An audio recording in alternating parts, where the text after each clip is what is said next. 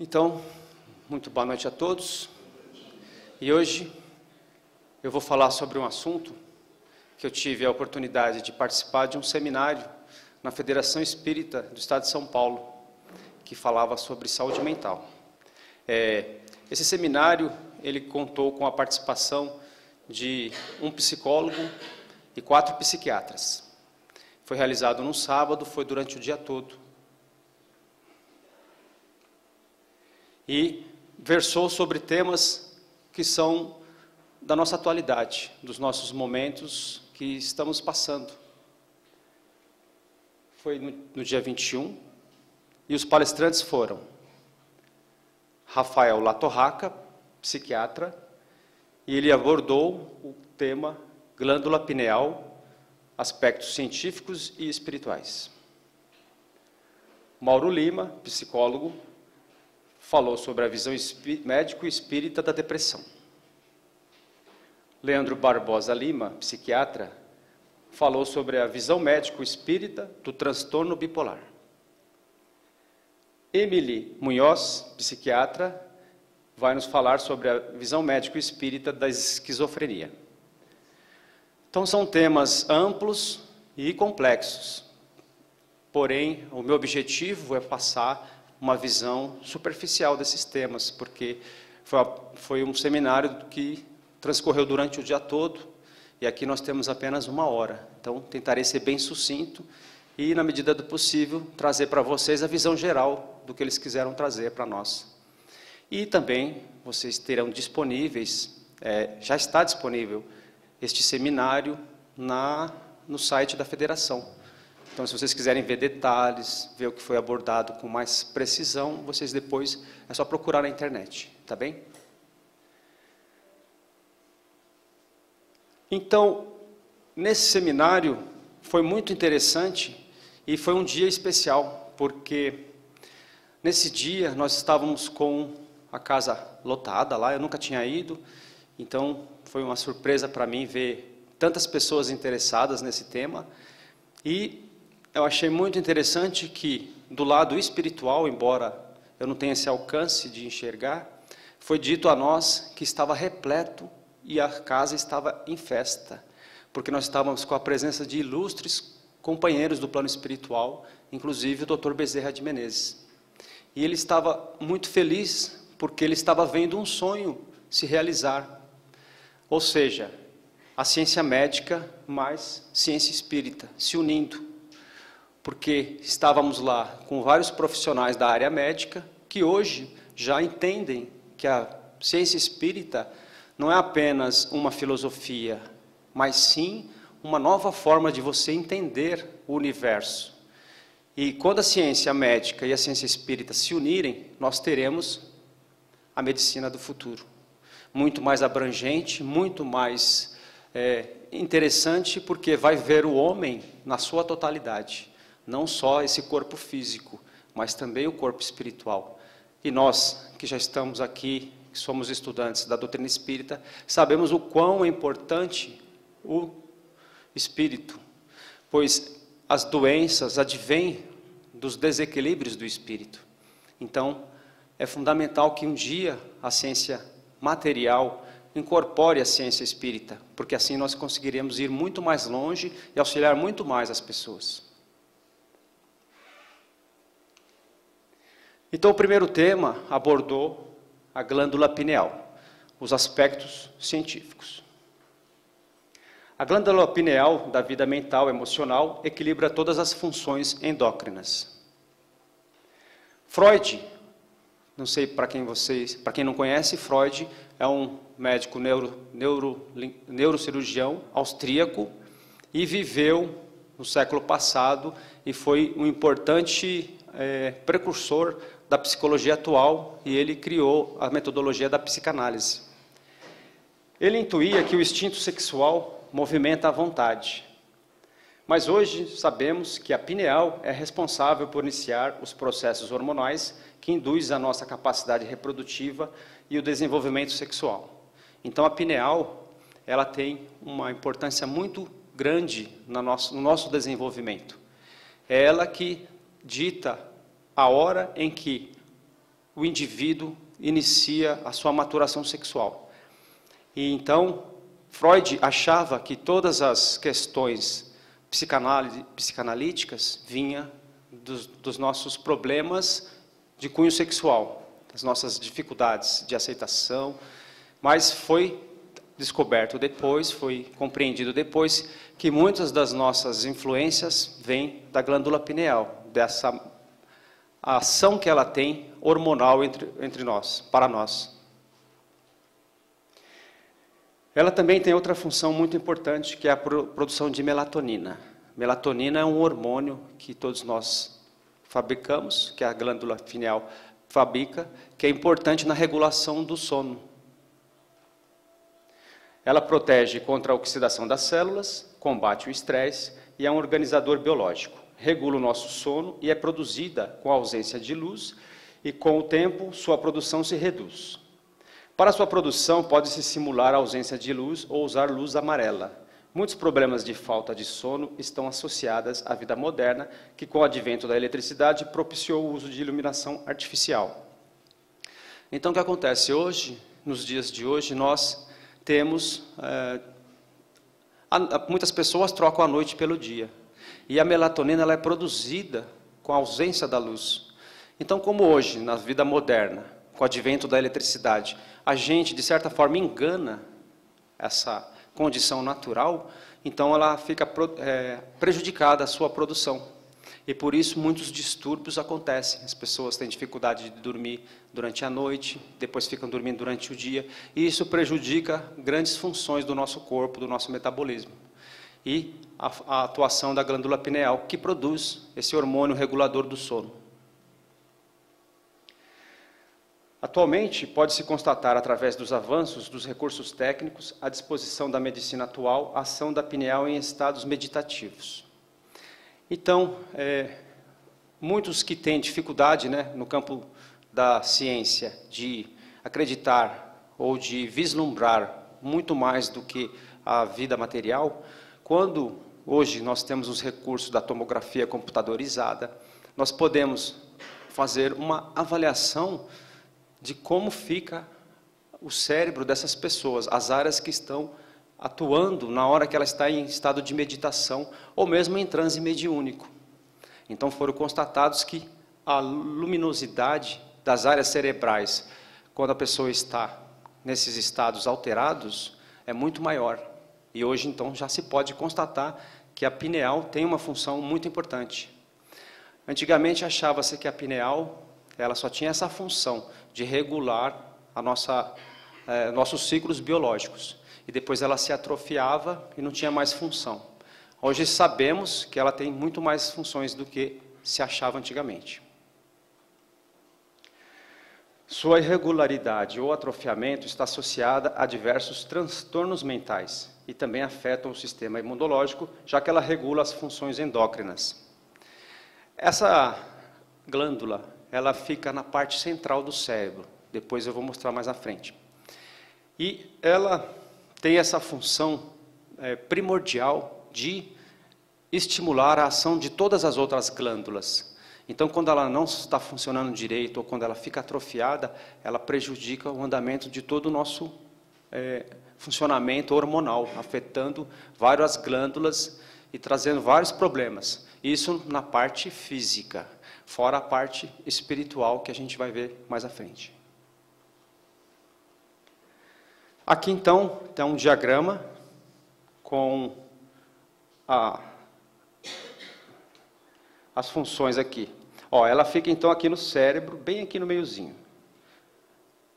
E ela atua na regulação da pituitária. A pituitária também comanda todos os outros centros. A glândula tireoide, sabemos que quando a glândula tireoide não está em bom funcionamento, tem um monte de problemas hormonais, as mulheres sabem muito bem disso, afeta o metabolismo, Temos aqui o timo, esse aqui é importante na criação dos linfócitos, das glândulas, dos glóbulos brancos, responsável pela nossa imunidade. E temos aqui no pâncreas as glândulas adrenais, responsáveis pela adrenalina, que regula o nosso estresse, regula a nossa pressão cardíaca. E aqui temos, né, na parte sexual, aqui desse lado representa, né, como vocês perceberam, um corpo feminino e aqui um masculino. Então aqui é o ovário e aqui os testículos.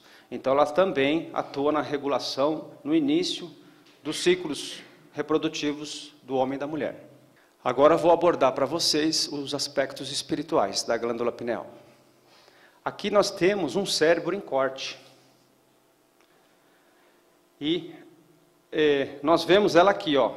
Aqui está a glândula pineal, bem no centro do cérebro. Se vocês olharem no meio da sua cabeça, entre os olhos, né, o pessoal fala que é o terceiro olho. Aqui ela está bem no centro do nosso cérebro. E vocês podem perceber que aqui embaixo nós temos uma gravura mostrando uma figura egípcia. Essa figura representa o olho de Horus. Na cultura egípcia, ela representava o olho, a terceira visão, o olho espiritual. Então já se acreditava muito no mundo além túmulo naquela época. E eles tinham essa visão. E vocês podem perceber a semelhança com essa figura. Não é à toa, né? Como eles já tinham essa noção. Então a gente vê que a glândula pineal realmente ela é as portas do mundo espiritual, é a nossa antena.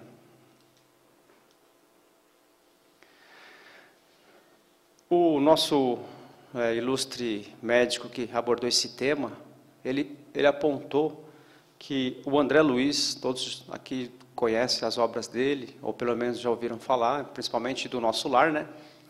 Ele tem muitos outros livros que falam do mundo espiritual, e ele como ele era um médico aqui na Terra, quando ele despertou no mundo espiritual, a sua curiosidade científica permaneceu com ele, e ele, com os horizontes alargados, com o conhecimento do mundo espiritual, ele começou a fazer pesquisas, e ele foi muito bem recebido no plano espiritual, com essa missão de trazer para nós muitas revelações de como funciona o intercâmbio entre os mundos na parte da ciência.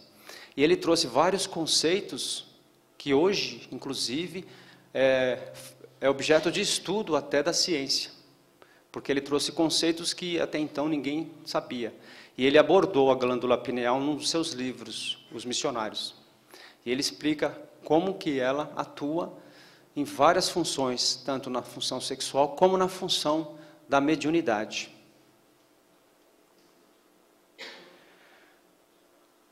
A glândula pineal está associada à possível secreção de substâncias ligada ao aumento da sensibilidade extrasensorial ou mediunidade. Então, como eu disse, ela é a responsável por fazer essa ponte no nosso corpo físico com o nosso corpo perispiritual. Então, a glândula pineal realmente é uma antena. Para vocês entenderem como funciona a questão desse intercâmbio, ele explicou que entre as pessoas, os pacientes que utilizam a medicina, nós temos uma coisa chamada que todos os medicamentos são testados em várias pessoas, no universo de pessoas que estão acometidas de algum problema. Então ele explicou que o efeito placebo é uma das coisas que eles fazem, os estudiosos que estão pesquisando aquela composição daquele medicamento, a atuação dele nas pessoas, eles dizem que o efeito placebo ele atinge várias pessoas. E diz que, com o poder da vontade, como condicionante de cura, as pessoas, mesmo tomando um medicamento à base de farinha, elas acabam se curando, acabam tendo o efeito desejado. Isso chama-se efeito placebo. Ele cita que teve uma cirurgia coronária em que a pessoa foi anestesiada com um medicamento simples e fizeram os procedimentos dela, fizeram um corte, mas não operaram o seu coração. E ela ficou boa. Simplesmente porque ela acreditava que a cirurgia tinha sido feita e realizada com sucesso. Então, para você ver o poder que nós temos quando a gente quer realmente acreditar numa coisa. E também tem o efeito nocebo, que é o inverso disso aí. Por exemplo, quando alguém te dá um medicamento, dizendo que aquilo vai ser bom para você, mas você fala, isso aí não vai adiantar nada para mim. Pode ser o antibiótico que for, o remédio que for, que não vai fazer efeito. Porque justamente a força de vontade da pessoa vai barrar os efeitos curativos. Então, aquela velha frase, né? Poder da fé que remove montanhas, que, né, já foi dito e repetido, inclusive foi objeto de uma palestra minha aqui, poder da fé. Então sabemos que quando nós temos fé em uma coisa, acreditamos piamente naquilo, nós somos capazes de produzir energias poderosas. E essas energias são centralizadas na pineal. Quando soubermos desenvolver suas potencialidades, iremos compreender como resolver diversos transtornos e desenvolver nossas capacidades psíquicas. Então, quando nós conseguirmos saber da sua importância e saber que a gente pode atuar realmente na utilização dela plenamente, nós conseguiremos evitar um monte de problemas, mas no futuro, como eu disse no começo, quando as duas ciências se unirem e entender os dois lados. Para falar desse tema, eu vou ler um texto de um escritor também austríaco, Franz Kafka. Ele foi um personagem, um judeu, um personagem muito importante na literatura do século XX, e ele era uma pessoa muito depressiva, por isso utilizaram este texto. O abutre. Era um abutre que dava bicadas nos pés. Tinha já dilacerado sapatos e meias e penetrava minha carne. De vez em quando, inquieto, esvoaçava à minha volta e depois regressava à faina. Passava por ali um senhor que observou a cena por momentos e me perguntou depois como eu podia suportar o abutre. É que estou sem defesa, respondi. Ele veio e atacou-me. Claro que tentei lutar, estrangulá-lo mesmo, mas é muito forte. Um bicho destes até salta a minha cara, por isso preferi sacrificar os pés. Como vê, estão quase despedaçados. Mas deixar-se torturar dessa maneira, disse o senhor. Basta um tiro e pronto. Acha que sim? Disse eu. Quer o senhor disparar o tiro? Certamente, disse o senhor. É só ir à casa buscar a espingarda. Consegue aguentar meia hora? Não sei lhe dizer, respondi. Mas, sentindo uma dor pavorosa, acrescentei. De qualquer modo, vá, peço-lhe. Bem, disse o senhor, vou o mais depressa possível. O abutre escutara tranquilamente a conversa, fitando-nos alternadamente. Vi então que ele percebera tudo. Elevou-se com um bater de asas e depois, empinando-se para tomar impulso, como um lançador de dardo, enfiou-me o bico pela boca, até o mais profundo do meu ser. Ao cair, senti, com que alívio, que o abutre se engolfava impiedosamente nos abismos infinitos do meu sangue. Então, esse texto mostra o quanto estava envolto em dores, em sentimentos depreciativos, esse personagem. E quis fazer uma analogia com os estados depressivos em que a gente se encontra sem rumo, sem forças de lutar. E quando de repente ele encontrou uma ajuda, foi tarde demais, porque o abutre veio e o devorou. Por isso que a depressão é uma coisa muito séria. Bom, a depressão não é frescura. Muita gente acha, né? Ah, tá com frescura. Vai lavar que passa, vai cozinhar que passa, vai arrumar um marido que passa. Então, na verdade, não é uma frescura, é um estado muito sério E assim, o que foi dito é que todos nós temos alguns momentos de depressão, alguns momentos em que a gente fica triste. Mas quando esse momento se prolonga muito, quando a gente não tem mais controle para voltar para o nosso estado normal, aí sim a coisa já é preocupante. Ela é caracterizada pelo orgulho em não aceitar seus limites e que deve mudar e buscar o seu autoconhecimento e a reforma íntima. Deixar de se sentir culpado é um processo longo que leva a muitas encarnações. Então, lembrando que esse estudioso, esse psicólogo, ele é espírita, então ele aborda pelos dois lados. Então ele diz que as pessoas precisam estar sempre buscando o autoconhecimento. É o que a gente sabe aqui pela doutrina espírita, buscar a reforma íntima sempre, para a gente se fortalecer e evitar que esses momentos de tristeza nos abarquem. Renovação, auto-arrependimento real para mudar a direção. A culpa deve ser transformada em combustível para a mudança. Então, as pessoas que são depressivas, elas se sentem muito culpadas. Então, ele explicou que nós precisamos usar essa culpa para justamente reverter a situação e mudar o jogo. Esse nosso amigo, ele tem um mentor espiritual, o senhor Dr. Albert, que trouxe alguns conselhos. Buscar os recursos que a vida nos traz. Entender os motivos das perdas. Se não é por merecimento, confiar nos desígnios da providência.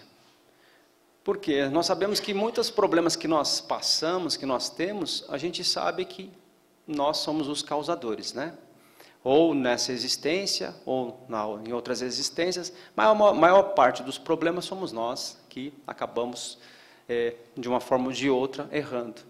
Então a gente tem que confiar nos desígnios de Deus e fazer a reforma íntima. O que explica a depressão? As heranças genéticas, espirituais, a reencarnação e as tendências comportamentais. Então, heranças genéticas, a gente sabe que são aquilo que nós herdamos dos nossos pais, avós. Então, nós nascemos já com uma família que já tem predisposição a ter algum problema de ordem emocional. No caso dos espirituais, sabemos que nós não estamos aqui pela primeira vez e trazemos, então, problemas de outras existências. E as tendências comportamentais, aí já são coisas que nós mesmos, por nosso comportamento errado, por uma situação de inveja, uma situação de maledicência, coisas que nós mesmos fazemos no nosso dia a dia, que acaba acarretando problemas que a gente vai ficando deprimido. No campo espiritual, temos a questão da obsessão, que é a questão de frequência vibratória, ou afinidade, ou sintonia. Então, obsessão, todos aqui devem ter uma noção de como que é, do lado espiritual, como funciona. Então, é uma questão de vibração, de sintonia. Se a gente se liga a pensamentos negativos, atraímos forças negativas. Ao passo que se a gente se eleva, procura leituras e procura companhias mais salutares, a gente traz companhias mais salutares. Então, a gente fica livre ou protegido de possíveis situações de obsessão. Bom, para dar um resuminho aqui, para dar um gás, nós temos aqui os tipos de obsessão.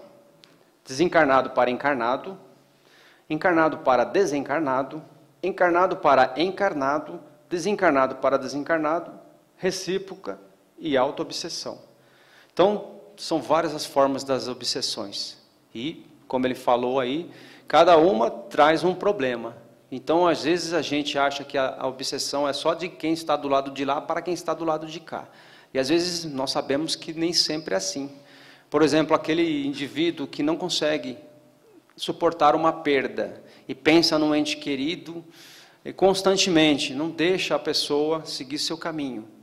Ele está causando uma obsessão do lado inverso, do encarnado para o desencarnado. Então, esse é um exemplo. E temos também a auto-obsessão, quando eu mesmo trago para mim mesmo a questão de não aceitação. Eu mesmo acabo me derrubando. E existem os graus de obsessão: a simples, a fascinação e a subjugação. Simples é quando a gente fala do encosto. Então, aquele encosto lá, aquela pessoa que, ou aquele espírito, aquela entidade que está só próxima da gente por causa dos nossos maus hábitos. Por exemplo, um fumante, ele tem ao seu lado espíritos que o induz a fumar para que ele também possa, de certa forma, receber aquela energia do cigarro. Então ali, vamos dizer assim, é uma obsessão simples. A fascinação já é uma coisa mais complicada, que se dá quando o médium ou a pessoa fica fascinada por um espírito ou por uma situação. E essa é uma obsessão muito perigosa, porque a pessoa acaba tendo uma visão única, achando que ela é a dona da verdade. E temos a subjugação, que essa já seria a mais complexa. É o momento em que a pessoa já não tem mais vontade própria. O espírito ou a entidade já tomou conta dela completamente. E ela já não consegue mais agir por vontade própria. Esse é um caso muito sério, que precisa de bastante auxílio. Então, aproveitam nossas fraquezas, pensamentos que funcionam como fatores indutivos. Então, quando nós temos maus pensamentos, maus desejos, estamos atraindo as companhias que estão afinizadas com esse tipo de pensamento. Ele cita o livro Depressão e Mediunidade, de Sério Allan Kardec, que contém os 10 mandamentos para se tornar depressivo. Então, esse livro é interessante porque ele traz justamente as 10 maneiras para você se tornar mais triste, mais solitário e mais depressivo, ou seja, para que você não faça isso. O tratamento é com remédios, psicoterapia, leitura do Evangelho, água fluidificada, passes magnéticos, desobsessão, boas leituras, meditação, oração e boas amizades. Ele cita, no final, o livro Resposta da Vida, Agentes do Conto, que depois, mais à frente, eu vou tomar a liberdade de ler esse texto que eu trouxe para vocês. Então, no tratamento para a depressão, são vários, né? E aqui na Casa Espírita nós temos bastante essa preocupação e essa vontade de ajudar as pessoas nesse problema de ordens psicológicas, porque a gente sabe que o espírito ele traz muita dificuldade na ordem emocional. Então, nós temos aqui grandes possibilidades de auxílio, mas sabemos que o maior auxílio está em cada um de nós. Então vamos para o terceiro tema, bipolaridade. Então, na bipolaridade nós vamos ter aqui grandes coisas, muitas similaridades com a depressão, que na verdade o bipolar ele tem um transtorno que ora ele está com muita alegria, euforia, e ora ele está muito triste, muito para baixo. Por isso esse nome bipolar, ou polo positivo ou polo negativo.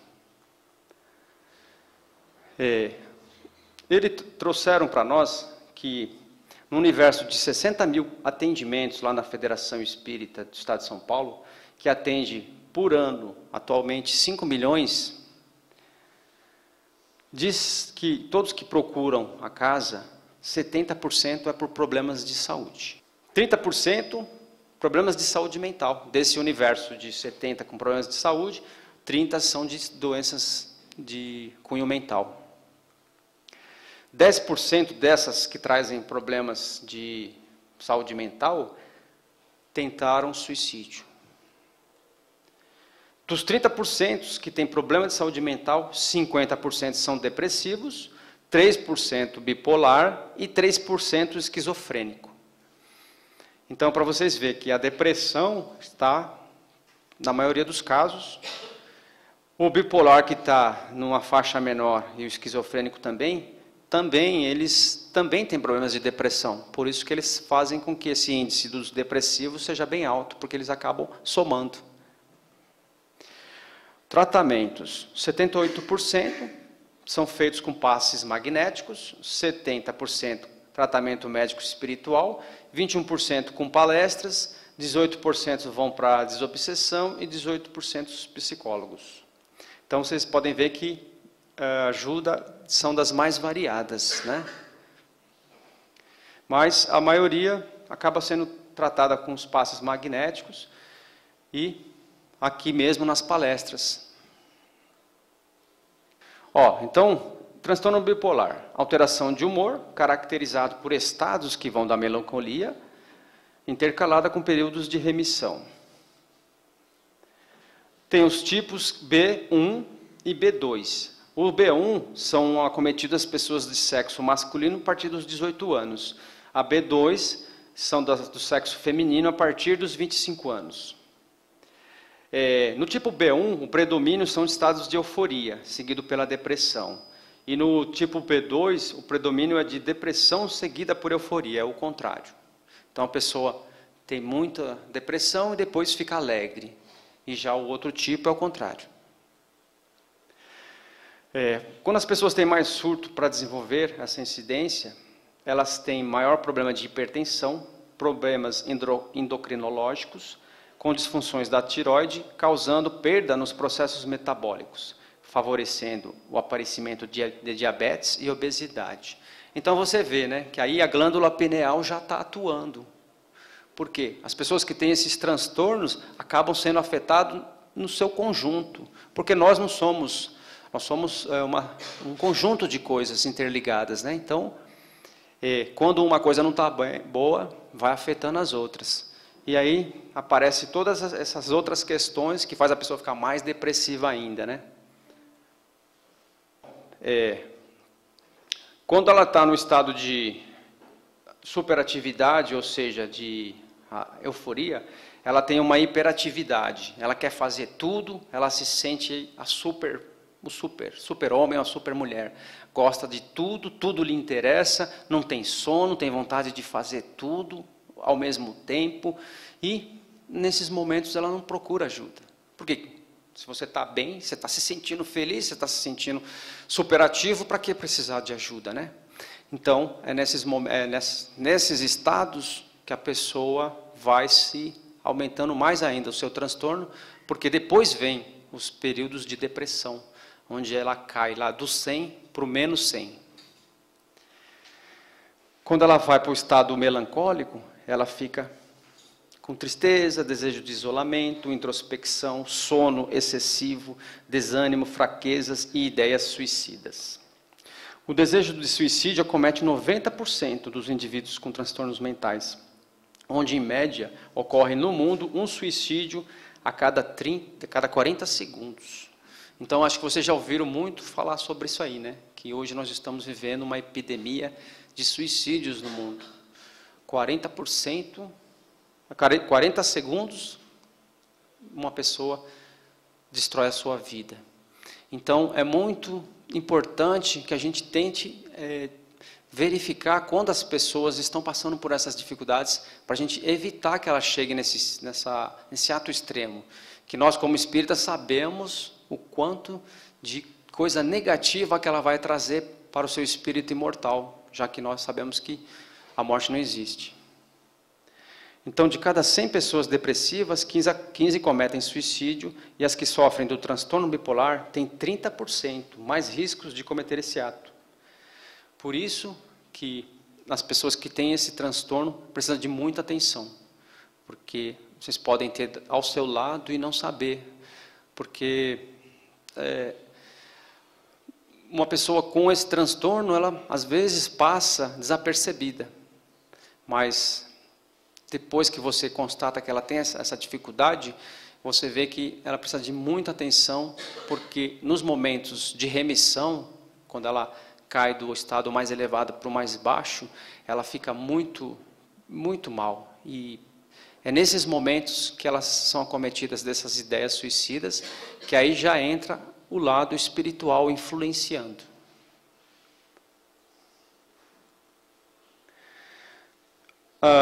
como eu disse, no lado espiritual, instruções psicofônicas diz: saúde é o pensamento em harmonia com a lei de Deus. Doença é o processo de retificação, correção de erros e abusos perpetrados por nós mesmos, ontem, hoje e diante dessas leis. Saúde é a perfeita harmonia da alma, doenças e moléstias são os meios de realinhamento. Então, aqui ele trouxe uma visão diferente. Nós, temos que ver que a doença, a gente tem que ter uma outra visão da doença, não como um mal, e sim como uma forma de retorno ao estado de equilíbrio. Então, a gente tem a mania de falar: estamos doentes, estamos mal, estamos péssimo. Mas se isso está acontecendo, é porque algum desequilíbrio em nosso organismo aconteceu. E a doença, então, vem como uma forma de reequilibrar. Então, se a gente tiver essa visão diferente: opa, eu estou doente, é para mim me melhorar, alguma coisa está errada. Ou eu cometi algum erro, ou estou tendo alguma atitude errada. E sabemos que, não raro, nós somos os artífices dos nossos problemas. Então, veja lá, desrespeito à vida é uma desarmonia com a lei divina. Quando nós cometemos atos que sabemos que são errados, nós estamos fora da lei, certo? Todo mundo que está fora da lei vai ter que se retornar ao correto. Isso gera culpa, e a culpa gera a desvitalização. Começamos a ficarmos doentes, enfraquecidos, e isso vai trazendo no nosso perispírito um registro debilitante. Então nós vamos causando ao nosso perispírito, que todos sabem o que o perispírito é, o que une o nosso corpo espiritual ao nosso corpo material. Quando a gente acarreta esses problemas registrando no perispírito, nós aí já estamos afetando muito mais do que esse nosso corpo físico. É por isso que a gente depois leva para outras encarnações os problemas que advêm de vidas passadas, dos erros que cometemos anteriormente. Esses registros ficam no perispírito. E quando retornamos, precisamos equilibrar de novo. E isso a gente acaba plasmando no nosso novo corpo. Perda de liberdade, euforia ou tristeza excessiva. Ele quis dizer aqui que quando você está muito eufórico, você também não é uma pessoa livre, porque você é como se você usasse uma droga. A droga, por exemplo, como a cocaína, que deixa você num estado de alegria gigantesco. Mas toda pessoa que tem muita euforia, ela não é uma pessoa livre, porque ela não pode sair por aí pulando de alegria, que todos vão achar ela louca, né? E o contrário é a mesma coisa. Quando nós estamos depressivos, tristes, nós somos presos pelo esse abutre, dito no começo, que está nos devorando nossos pés, esperando a oportunidade de atacar as nossas entranhas. Bom, o tratamento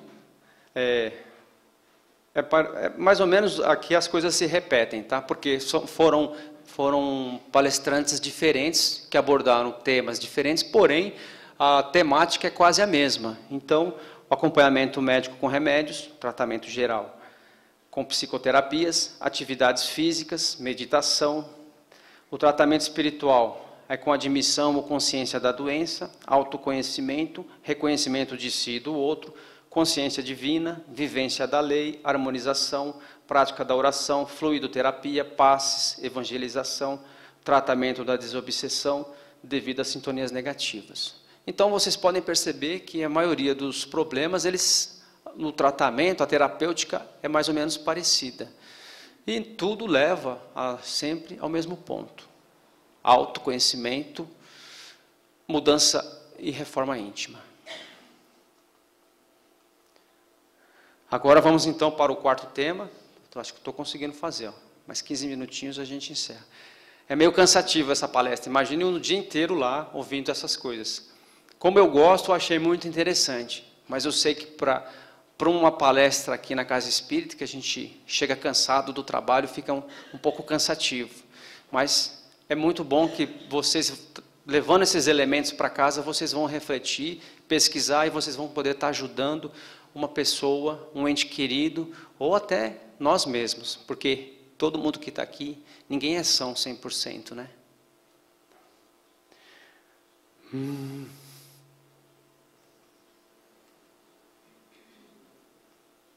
Bom, agora vou falar um pouquinho da esquizofrenia. Esse nome é meio doido, né? É uma das doenças mais complexas. Como eu disse, ela comete 3% daquele universo pesquisado. Essa é uma doença que ainda está sendo estudada, ainda não tem assim uma certeza das causas dela, mas sabe-se também que é multifatorial, como as outras doenças estudadas. Ou seja, são vários os fatores, externos, internos, hereditários. Então, não há uma causa simples, são várias as causas. Aí, a palestrante fez uma provocação. Ela perguntou para nós: mente é um produto do cérebro ou o cérebro é um instrumento da mente? Na visão espírita, a mente é atributo do espírito. Então, nós sabemos que a ciência acha que a mente é fruto do cérebro. Ou seja, se o cérebro desligar, não existe mais mente. Ou seja, nós somos apenas fruto de uma máquina biológica química. Quando ela para de existir, a mente desaparece. Isso é o que a ciência coloca, por não ter essa visão que nós temos. Por isso que eu falo que a importância da junção das duas ciências. Nós sabemos que a mente, na verdade, é um atributo do espírito. E o nosso cérebro é o nosso órgão físico que nos possibilita estarmos aqui e interagir com nós, com as pessoas, estarmos nessa dimensão. Então, na verdade, o cérebro é apenas uma máquina biológica que o nosso espírito se utiliza para se manifestar aqui. Transtorno mental, sofrimento ou incapacidade significativa que afeta as atividades sociais, profissionais e outras atividades. Isso é a esquizofrenia. Ela comete 1% da população mundial e 5% desses acometidos cometendo suicídio. Sintomas são divididos em positivos, alucinações e delírios, e negativos, depressão e afastamento social. Então, as pessoas que têm essa doença, esse transtorno, elas acabam vendo coisas, ouvindo vozes, e muitas vezes esse transtorno é confundido com a obsessão. Então, muitas vezes são as duas coisas. A pessoa está obsediada e tem esse transtorno, e esses espíritos negativos e vingativos se aproveitam dessa debilidade da pessoa. E pode ser que ela não tenha nada espiritual, seja só realmente uma patologia. Mas é difícil, a linha entre as duas é muito tênue. O tratamento é com antipsicóticos. Essas pessoas precisam de medicação, elas não podem viver só com passes, só com palestras, realmente elas precisam de uma ajuda profissional. E nós sabemos que a doutrina espírita sempre afirma que nós nunca devemos deixar os tratamentos tradicionais, e sim auxiliarmos. Porque muitas vezes as pessoas acham que eu vou no centro espírita, vou fazer o tratamento de cura lá, não preciso mais ir no médico. E não é bem assim, né? Nós sabemos disso. As causas também são multifatoriais, biológicas ou genéticas, psicológicas e ambientais, e obsessões, que é a parte espiritual. As síndromes psicóticas, as pessoas têm alucinação, delírios, pensamentos desorganizados, comportamento bizarro, e sofrem de demência precoce e avolição, perda de vontade. Isso é uma característica muito predominante nas pessoas que têm esquizofrenia, e uma das coisas que mais tem que ser combatida. Eu, na minha família, tenho uma pessoa que é acometida por esse problema. E realmente, é difícil, a pessoa não tem vontade para nada.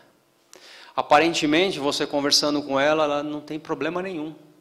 mas ela não consegue se concentrar, não consegue se focar e só quer ficar vendo paisagem. É difícil. Segundo Freud, essa doença é desencadeada por fatores psicológicos e fisiológicos. Agora, para Jung, Freud eu já comentei para vocês, né? Jung foi um dos seus alunos, que depois também se destacou, e ele tinha uma visão muito mais abrangente na questão de que a pessoa não é só uma máquina, ela é uma junção de tudo. Então ele dizia que os fatores eram mais abrangentes, ou seja, o ego, que representa 10% do eu, é a parte consciente, e os outros 90% que é desconhecido é a parte inconsciente. Essas duas entram em conflito, onde uma surge no consciente de forma desconexa, se confundindo. Então, o que acontece com o esquizofrênico? Nós temos a nossa parte consciente, que aqui está interagindo com vocês, a minha parte consciente que interage com vocês, é apenas 10% do que sou eu. Os outros 90% que está no meu inconsciente é a parte que ela só se liberta em momentos do sono, em momentos em que a gente está em estados meditativos, quando a gente consegue ter vivências mais espiritualizadas. Então, na verdade, nós somos só esse 10%. Mas o que ocorre com o esquizofrênico? Ele tem um distúrbio que faz com que a parte que está submersa venha à tona, e ela não tem a ligação entre a realidade e aquilo que não é realidade. Então ela começa a ver coisas, vislumbrar, ter alucinações, ter devaneios e acha que aquilo é a realidade. Esse que é o grande problema dos esquizofrênicos, saber o que é virtual daquilo que é real. Por isso é difícil realmente. E nós sabemos que a pessoa que é médium, ela tem essas facilidades, ela consegue ver o mundo além. Então, muitas vezes, uma coisa que é mediunidade é confundida com esquizofrenia. E muitas pessoas foram internadas, tratadas com eletrochoques, porque simplesmente eram médiuns. Hoje, então, graças a Deus, nós temos a ciência espírita que nos diz e nos mostra que nem tudo é tudo. Na visão espiritual, o paciente mental é um infrator, quanto mais das verdades existenciais, causas pré-existentes de vidas passadas, que causam lesões no perispírito, que em nova encarnação vai provocar o distúrbio neuroquímico cerebral. Essas lesões podem atingir o corpo mental. Então, como eu disse ainda há pouco, quando nós fazemos coisas que afetam o nosso perispírito, isso vai trazer problemas para as nossas próximas existências. E isso pode afetar o nosso corpo mental. E por isso muitas pessoas já vêm com esses débitos, porque foram transgressores em existências passadas. Então, muitas vezes a gente acha que estamos passando por um problema, mas como eu disse, às vezes o problema é a cura. O mal é a cura, como está no Evangelho. Joana de Ângeles é uma excelente benfeitora espiritual que aborda esse tema. Então, quem conhece a Joana de Ângeles pela psicografia do Divaldo Franco, sabe que ela aborda muito essa temática do campo psicológico.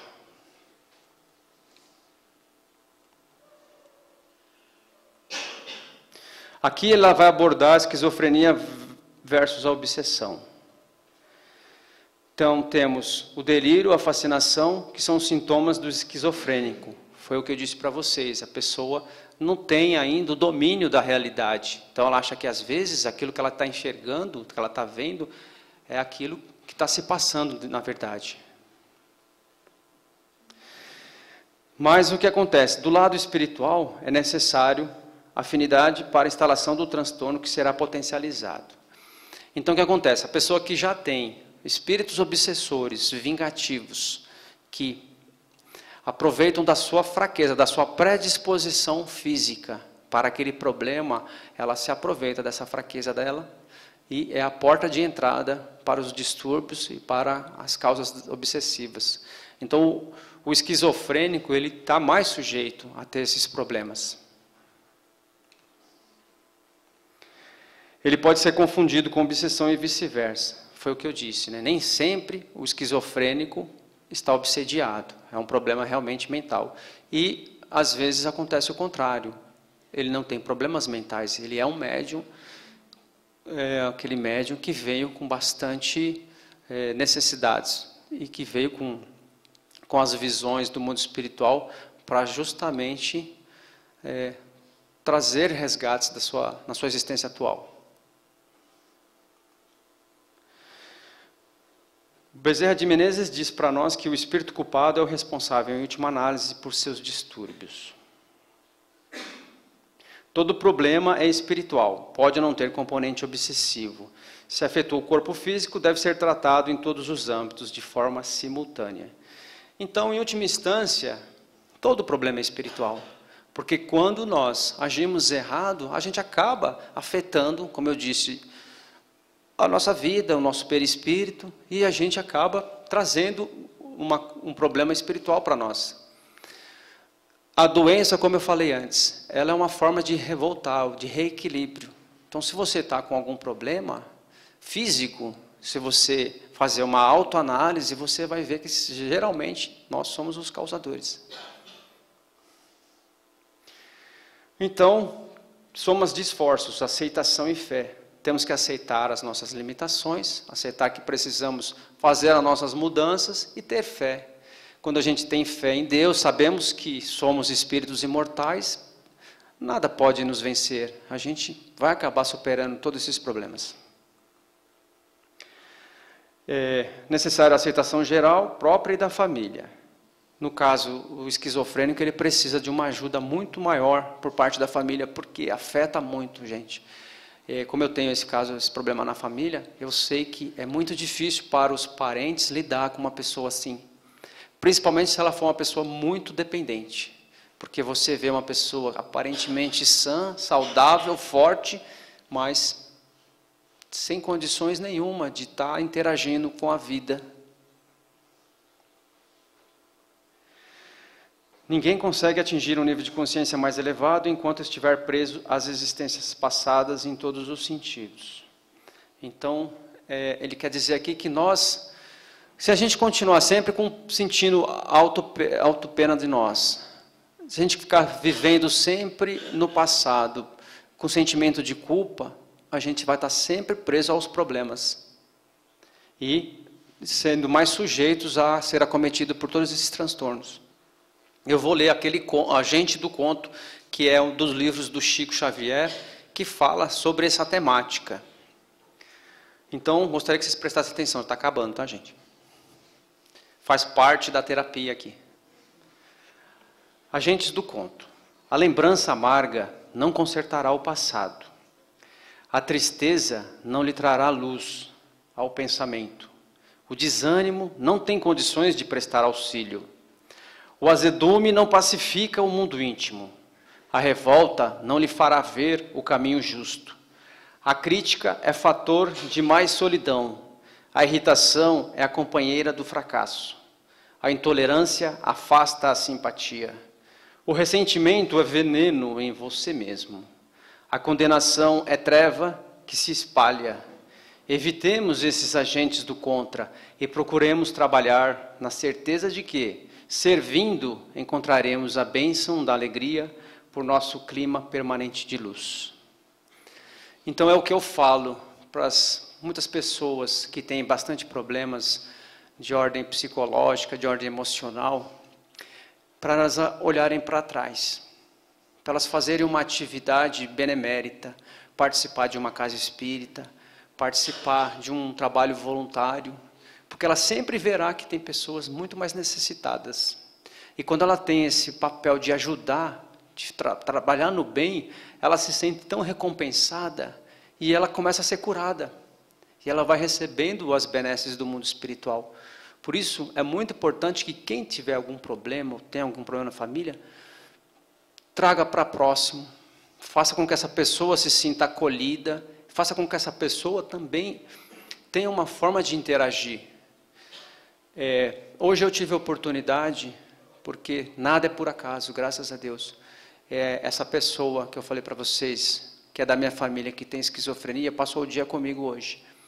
E eu fazendo as atividades em casa, deixei ele fazer também algumas atividades, supervisionando.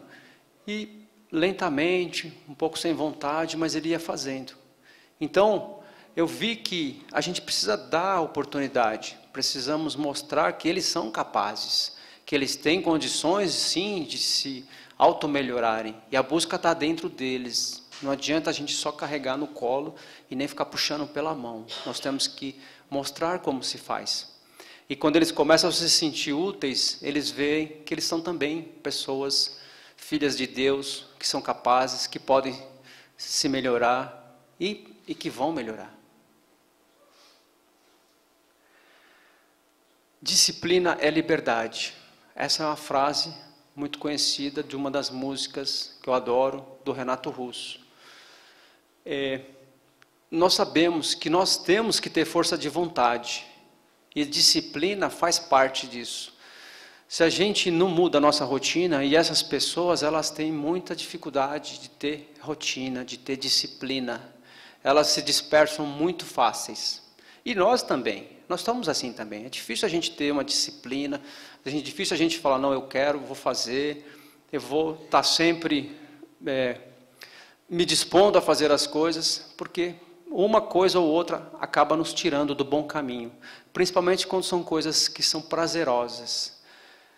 Ficar em casa, curtir um filme, curtir uma novela, é muito melhor que vir, às vezes, né, na visão de muita gente, de vir aqui no Centro Espírita, de estar aqui participando de uma palestra, de estar tentando aprender um pouco.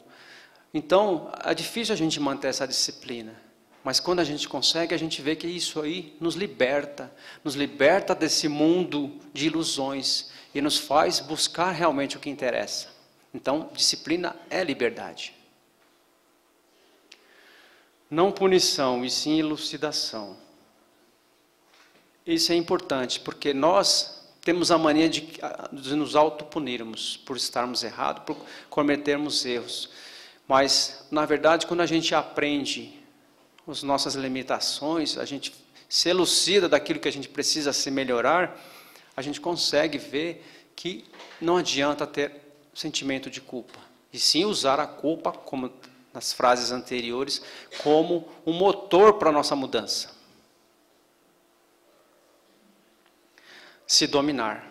Então nós temos que nos dominar as nossas tendências negativas e buscar sempre a nossa melhora, a nossa forma de ver o mundo de uma maneira que faz a gente se sentir que somos pessoas importantes, que somos essa centelha divina, que estamos aqui com um propósito de evoluir. E todas essas mazelas, esses problemas de depressão, esses problemas de fraqueza que nós temos, podem realmente ser superados. E eu acho que aqui na Casa Espírita nós temos a possibilidade de alcançarmos um pouco dessas benesses, porque aqui nós estamos em meio a pessoas que estão buscando se melhorar, estão buscando se auxiliar, e estão buscando o autoconhecimento. Isso é muito importante. E nós sabemos que nós temos um norte, nós temos um grande mestre, o verdadeiro doutor das almas. É ele que nos trouxe o Evangelho, que nos mostrou há mais de 2000 anos que a gente pode ter um mundo diferente, pode ter uma visão diferente. E ele já trouxe a solução dos problemas desde aquela época. É que nós somos teimosos, nós temos dificuldade de entender as coisas.